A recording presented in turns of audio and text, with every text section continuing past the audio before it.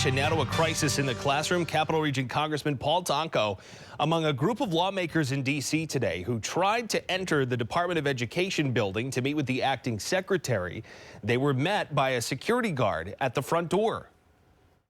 Get out of the way. We pay you. We pay for your job. We pay you. We're members of We pay Congress. you. We're members of Congress. Everybody is accepted as members of Congress. You are. We haven't heard that from the secretary. We haven't heard that from the spokesman. I'm relaying that. You can see Congressman Tonko there on the right side of the screen. President Donald Trump is said to be considering an executive order aimed at ramping down the Department of Education's work. His pick to lead the agency, Linda McMahon, has yet to be confirmed by Congress.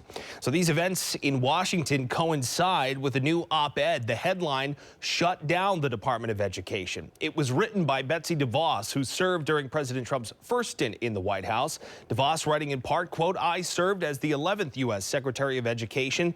That's how I know it's beyond repair."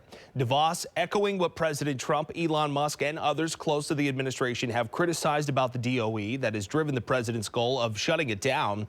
DeVos writes, despite more than $1 trillion in funding since its 1979 inception, the Department of Education has failed to close achievement gaps in American schools. And DeVos cites the nation's report card data we reported on yesterday that shows record low reading scores that have not recovered since the pandemic.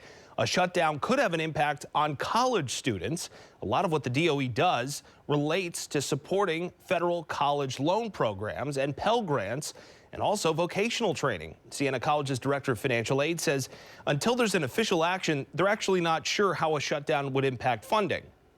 It's not clear what that would do to that funding. Over 75% of our students receive some form of federal funding, whether that is a federal Pell Grant, a federal SEOG grant, which is a supplemental grant to the Pell Grant, federal college work study, which allows students to get a job on campus. Our plan at the moment is to communicate with our students. And as we said, President Trump pick for Education Secretary this time around is former World Wrestling Entertainment Chief Executive Linda McMahon, who does share the president's goal of shutting down the DOE. McMahon, who has not been confirmed by lawmakers yet, will face senators next week in Washington. If you have a school-related story that you think warrants a crisis in the classroom report, you can send us a news tip by calling the number on your screen or emailing CBS6classroomtips@gmail.com.